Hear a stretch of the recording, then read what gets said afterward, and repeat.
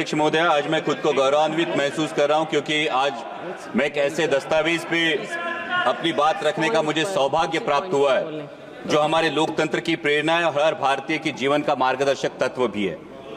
अध्यक्ष महोदय, जब हमें आजादी मिली तब कई देशों ने हमारा मजाक उड़ाया था, हो क्या रहा है? लेकिन गर्व की बात है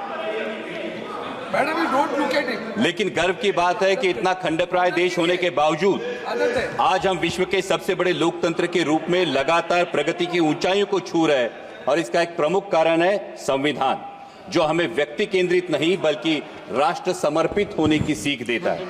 अध्यक्ष महोदय, मैं उस महाराष्ट्र की भूमि से आता हूं जहां 350 साल पहले छत्रपति शिवाजी महाराज ने एक आदर्श प्रस्तापित किया था, रयतेच राज्य स्वराज्य।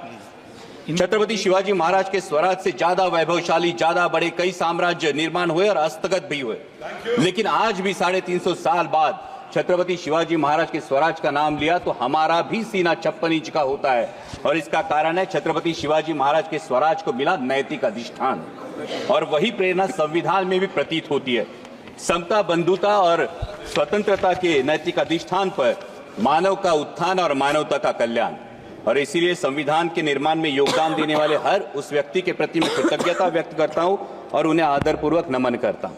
अध्यक्ष महोदय, जब हम अमृतकाल की बात करते हैं, जब अमृत की बात हो तो हलाहल की बात तो निकलती है और जब हलाहल की बात निकले तो मंथन तो होना चाहिए, लेकिन मेरा ये मानना है कि इस मंथन में पुराने जख्मों को कुरेदने से अच्छा है कि वर्तमान का परीक्षण करे और भविष्य का अवलोकन करे। अध्यक्ष महोदय, संविधान ने संसद को संवैधानिक व्यवस्था में प्रमुख स्थान दिया है, लेकिन दुर्भाग्य की बात है कि कई बार हम संसद को राजनीतिक अखाड़े में बदला हुआ अनुभव करते हैं। व्यक्तिगत टिप्पणियां और नारेबाजी की वजह से कई बार संसद की कार्यवाही भी स्थगित करनी पड़ती है। किसी नेता का किसी पूंजीपति से क्या संबंध है, कौन नेता किसकी फ्लाइट में कहां गया या किस विदेशी नेता ने किस नेता को डोनेशन दिया, इन बातों से हमें लगता है ये महत्वपूर्ण होना चाहिए कि हमारे देश के किसान की, नौजवान की, आम आदमी की आवाज यहां उठाई जाती है या नहीं, उसकी समस्या का यहां समाधान होता है या नहीं। अध्यक्ष महोदय, हम देशहित के मुद्दों पर चर्चा चाहते हैं, बहस चाहते हैं, ना कि राजनीतिक नारेबाजी, और ये सत्ता पक्ष हो या विपक्ष, दोनों को ध्यान में रखना चाहिए। अध्यक्ष महोदय, संविधान में सामाजिक, आर्थिक और राजनीतिक न्याय की बात की है। जब आर्थिक न्याय की बात हो तो हमें सोचना चाहिए कि क्या हम सही मायने में देश की जो सबसे बड़ी आबादी है उन किसानों को आर्थिक न्याय प्रदान कर सके। उनकी मेहनत का, उनकी फसल का क्या उन्हें सही दाम मिल पा रहा है? प्याज हो, सोयाबीन हो, दूध हो या कपास उत्पादक, किसी भी किसान से अगर आज हम पूछे कि वह आज की स्थिति में वो खेती आउट ऑफ चॉइस कर रहा है या आउट ऑफ कंपल्शन, ये तो मानना पड़ेगा, हर किसान को ये कहना पड़ेगा ये आउट ऑफ कंपल्शन उसे खेती करनी पड़ रही है, क्योंकि उसके पास दूसरा कोई चारा नहीं है, रोजगार का दूसरा कोई जरिया नहीं है। सरकार किसान सम्मान जैसी योजनाएं तो लाती है, लेकिन किसान का असली सम्मान तभी होगा जब उसकी फसल को सही दाम मिलेगा। किसानों के हित में देश की इंपोर्ट और एक्सपोर्ट पॉलिसीज बनाई जाएंगी। जो आर्थिक न्याय की बात किसानों को लागू होती है, वही बात देश के नौजवानों को भी लागू होती है। संविधान में गरिमापूर्ण जीवन की बात की गई है, लेकिन हर इंटरव्यू की लाइन में खड़े हुए नौजवान युवकों की भीड़ देखे या प्यून की नौकरी के लिए पीएचडी के छात्र कतार में खड़े देखे तो हम ये सोचने पर मजबूर हो जाते हैं कि क्या देश के भविष्य को हम गरिमापूर्ण जीवन दे रहे हैं? क्या उनकी शिक्षा के अनुसार उन्हें आर्थिक न्याय दे पा रहे हैं? अध्यक्ष महोदय, जब सरकार कहती है कि वो 80 करोड़ देशवासियों को मुफ्त में राशन देती है, इसके अभिनंदन के साथ ही हमें अंतर्मुख होकर यह भी विचार करना होगा कि आजादी के 75 वर्षों बाद भी अगर 80 करोड़ देशवासियों को मुफ्त में राशन देना पड़े तो क्या यह उपलब्धि है या विफलता? क्योंकि जनता मुफ्त का राशन नहीं बल्कि हक का रोजगार मांग रही है, और मुफ्त के राशन से गरिमा नहीं बढ़ती, हक के सम्मानजनक कमाई से बढ़ती है।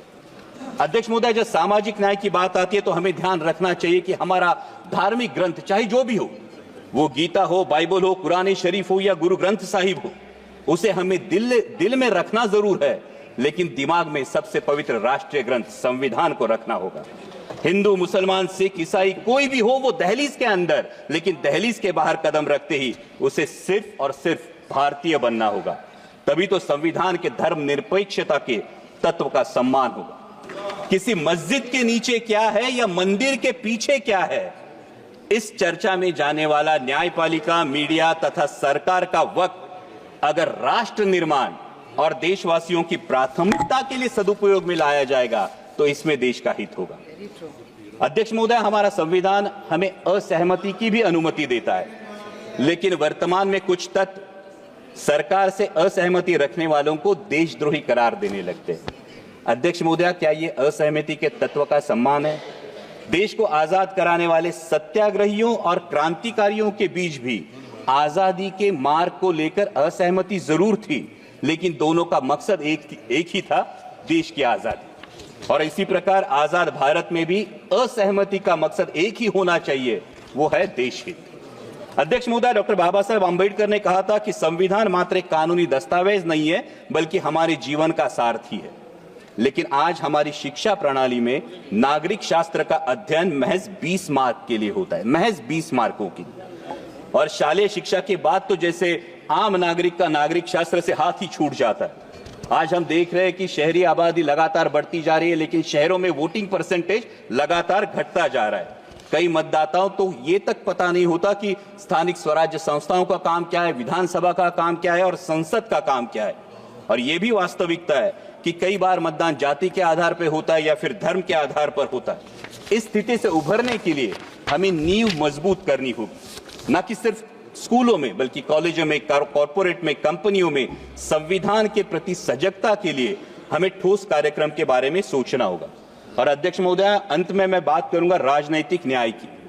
हमारे संविधान ने एक व्यक्ति एक वोट का अंगीकार किया है, और यह संविधान की खूबसूरती है कि देश की झुग्गी झोपड़ी में बसने वाले एक सामान्य देशवासी को भी एक मत का अधिकार है, और देश के आदरणीय प्रधानमंत्री जी को भी एक ही मत का अधिकार है। और इसलिए मैं मानता हूं कि हमारा वोट ये सिर्फ संविधान ने दिया हुआ अधिकार नहीं, ये हमें दिया हुआ एक बेशकीमती उपहार है। लेकिन अध्यक्ष महोदय, अगर हमारी कोई बेशकीमती चीज अगर खो जाती है या चोरी हो जाती है तो हम क्या करते हैं? हम शिकायत करते हैं। और अगर दरोगा कहे कि चोरी हुई नहीं तो हम क्या करते हैं? फिर हम अपने आप से तहकीकात करने की कोशिश करते हैं, हम तफ्तीश करने की कोशिश करते हैं। लेकिन अध्यक्ष महोदया, महाराष्ट्र के विधानसभा चुनाव में कई मतदाताओं को आशंका है कि या तो उनका दिया हुआ वोट खो गया या फिर चोरी हो गया। लेकिन दरोगा ने कहा ऐसा कुछ नहीं हुआ। और इसलिए महाराष्ट्र, सर ये तो लोगों का कहना है, इसलिए महाराष्ट्र के सोलापुर जिले के मार्कड़वाड़ी के लोगों ने बैलेट पेपर पर यह जानने की कोशिश की कि उनका मत गया कहां, लेकिन प्रशासन ने इस पर रोक लगा दी। इन्होंने, मैं ये डिस्क्लेमर ही देता हूं, मैं ईवीएम से आया हूं, लेकिन जिन मतदाताओं की ये आशंका है उन मतदाताओं की बात यहां रखना मैं समझता हूं मेरा कर्तव्य है। ना उन्होंने इलेक्शन पे अविश्वास दिखाया था, ना उनको फैसले पे आपत्ति थी, क्योंकि वहां पे तो उम्मीदवार जीत के आया है। फिर भी लोग जानना चाहते हैं वोट कहां गया, खो गया या चोरी हो गया। लेकिन उन्हें यह करने से मना करना, क्या यह राजनीतिक अधिकार है? अध्यक्ष महोदय, लोकतंत्र में चुनाव प्रक्रिया की बहुत अहम प्रक्रिया है। और महाराष्ट्र में विधानसभा चुनाव के बाद, जैसा मैंने कहा, मैं चुन के आया हूं ईवीएम पे, लेकिन मतदाताओं में एक संभ्रम है, एक असमंजस है और कई सारे संदेह, कई सारी आशंका है।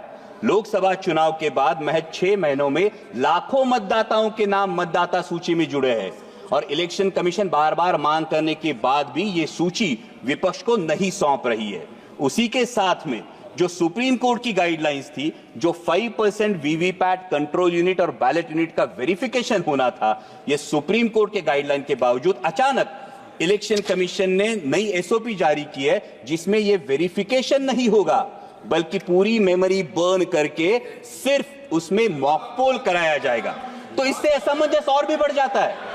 हमारी मराठी में कहावत है, कर नाही त्याला डर कशाला, कुछ किया ही नहीं तो डरते क्यों, हाथ कंगन को आरसी क्या। और इसलिए अध्यक्ष महोदया, ये शंका उत्पन्न होती है, क्या कुछ छुपाने की कोशिश हो रही है? क्या दाल में कुछ काला है या पूरी दाल ही काली है?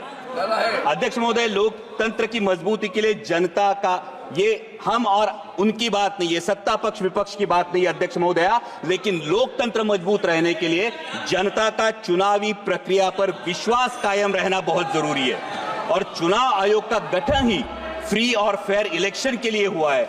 इसलिए आपके माध्यम से मेरी दरखास्त है कि 5% ईवीएम में मॉक पोल की जगह वोट वेरिफिकेशन कराया जाए और साथ ही में चुनाव प्रक्रिया में अधिक पारदर्शिता लाने के लिए ईवीएम का लॉग डेटा उम्मीदवारों को दिया जाए। अध्यक्ष महोदय, ये तो मानना पड़ेगा कि अध्यक्ष महोदय, ये तो मानना पड़ेगा कि चुनाव आयोग मतदाताओं की सुविधाओं के लिए हमेशा जागरूक रहता है, लेकिन जैसे रेस्टोरेंट में जाने के बाद हमारे पास विकल्प होता है कि हमें नॉनवेज खाना है या वेज खाना है, तो मतदाताओं के पास विकल्प क्यों नहीं? उन्हें मतदान बैलेट पेपर से करना है या ईवीएम से करना है? जिसका बैलेट पेपर पर विश्वास हो वो बैलेट पेपर से मतदान करे, जिसका ईवीएम पर विश्वास हो वो ईवीएम पर मतदान करे। ये अवसर है अध्यक्ष महोदय, देश के विश्व के सबसे बड़े लोकतंत्र के पास एक अवसर है कि अमृत काल में माननीय प्रधानमंत्री जी के नेतृत्व में एक ऐसी व्यवस्था बने कि पूरे देश में मतदाता को पता चले कि उसका वोट गया कहां है, तभी तो लोकतंत्र मजबूत होगा। और अंत में इतना ही कहूंगा अध्यक्ष महोदय, राष्ट्र प्रथम के साथ स्वतंत्रता प्रथम, समानता प्रथम, बंधुता प्रथम और धर्मनिरपेक्षता प्रथम का अगर हमारे जीवन में अंगीकार हो तो वर्तमान में संविधान का सम्मान और बढ़ेगा और भविष्य में हमारा लोकतांत्रिक गणराज्य विश्व की महाशक्ति बनकर उभरेगा। और इसीलिए छोड़ो कल की बातें, कल की बात पुरानी, नए दौर में लिखेंगे मिलकर नई कहानी, हम हिंदुस्तानी। जय हिंद।